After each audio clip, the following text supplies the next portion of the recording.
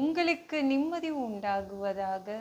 தேவனுடைய இரக்கங்கள் அதிகமாவதாக. தேவன் என்ன சொல்றாங்கன்னா, சங்கீதம் 91:16, நீடித்த நாட்களால் அவனை திருப்தியாக்கி என் இரட்சிப்பை அவனுக்கு காண்பிப்பேன். நான் பார்க்க வேண்டியது இனிமே என்ன இருக்கு? எத்தனை பேர் கேட்குறீங்க? நான் எல்லாத்தையும் பார்த்துட்டேன், எல்லா கவலைகளையும் எல்லா துன்பத்தையும் பார்த்துட்டேன்றீங்களே. நீங்க பார்க்க வேண்டிய நன்மைகள் நிறைய இருக்கு அப்படின்னு தேவன் சொல்றாங்க. நீங்க பார்க்க வேண்டியது நிறைய இருக்கு அப்படிதான் தேவன் சொல்றாங்க. பயப்படாதீங்க, உங்களுக்கு நான் ரட்சிப்பை காண்பிப்பேன் அப்படின்னு தேவன் சொல்றாங்க. தேவன் உங்களை எப்படி காப்பாற்றுவார் அப்படின்னு நீங்க பார்க்க வேண்டாமா? பார்க்கணும்ல. அவர் காப்பாற்றும் அழகை நீங்க பார்ப்பீங்க. உங்க உடம்பு நீடித்து உழைக்கும், உங்க உயிர் நீடித்து இருக்கும், உங்க ஆரோக்கியம் நீடித்து இருக்கும். நீடித்த நாட்களால் உங்களை திருப்தியாக்குவேன். உங்க ஆயுசு நீண்டுக்கிட்டே போகும். ஏன்னா நீங்க பார்க்க வேண்டியது நிறைய இருக்கு. அதனால உங்க ஆயுசை நீண்டுக்கிட்டே போற மாதிரி வச்சிடுறாரு. நீங்க பார்க்க வேண்டிய நன்மைகள் நிறைய இருக்கு.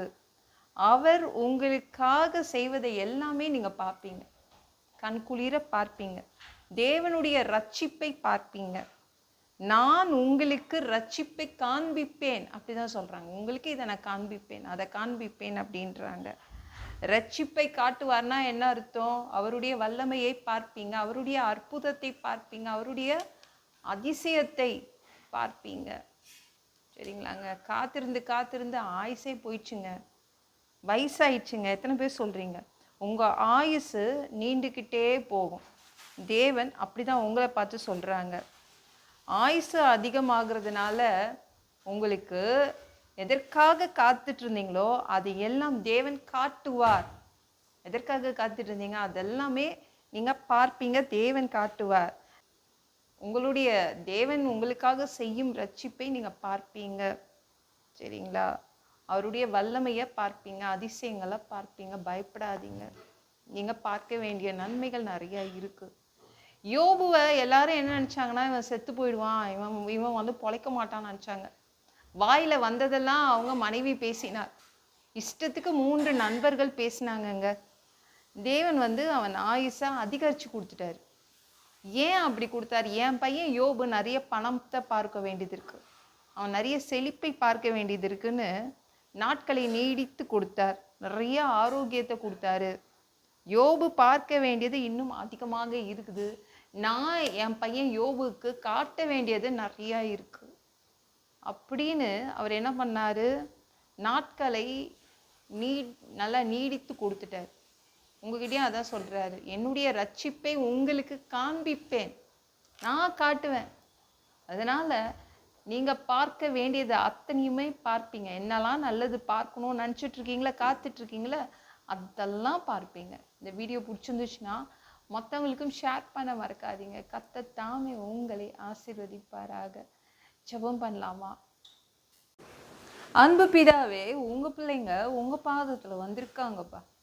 சாமி, இரக்கம் செய்யுங்க, இறங்குங்க அப்பா. உங்க பிள்ளைங்க நல்லா எல்லாத்தையும் பார்ப்பாங்க. என்னெல்லாம் பார்க்கணும் அவங்க நினைக்கிறாங்களோ அதெல்லாம் பார்ப்பாங்க, நன்மைகளை பார்ப்பாங்க. அதற்காகவே நீங்க நீடித்த நாட்களை கொடுக்க போறீங்க. உங்க பிள்ளைங்களுடைய ஆயுசை அதிகரிச்சு கொடுக்குறீங்க. அவங்க காத்திருந்ததெல்லாம் பார்ப்பதற்காக. எல்லாம் பொல்லாத பிசாசுகள், ஏவல்கள், மந்திரங்கள், தற்கொலை ஆவிகள், பயத்தின் ஆவிகள், பலவீனப்படுத்துகின்ற ஆவிகள் எல்லாம் ஏசு என்ற பெயரினை கொண்டு துரத்துகிறேன். ஓடிப்போ. உங்க பிள்ளைங்களை இரத்த கோட்டிக்குள் மறைச்சுக்கோங்க. பரிசுத்த ஆவியால் நிரப்புங்க. ஞான ஸ்நானம் எடுக்கணும். ரட்சிப்பீராக. இயேசுவின் காயப்பட்ட தழும்புகளால் எல்லா வியாதிகளும், எல்லா பலவீனங்களும், கேன்சர் போன்ற வியாதிகளும், மரண படுக்கைகளும் சரியாகுவதாக. பரம்பரை வியாதிகள் சரியாகுவதாக.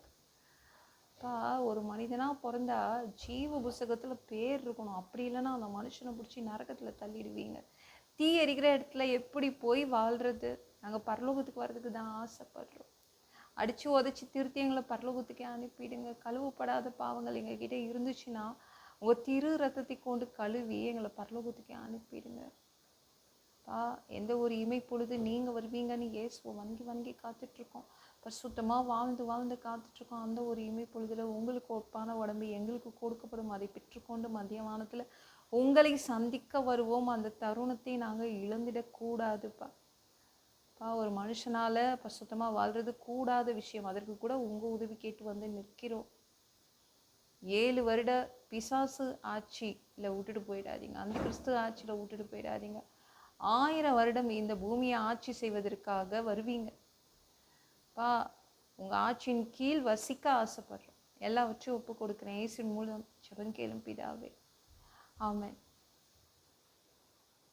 நாளைக்கு பார்க்கலாம்.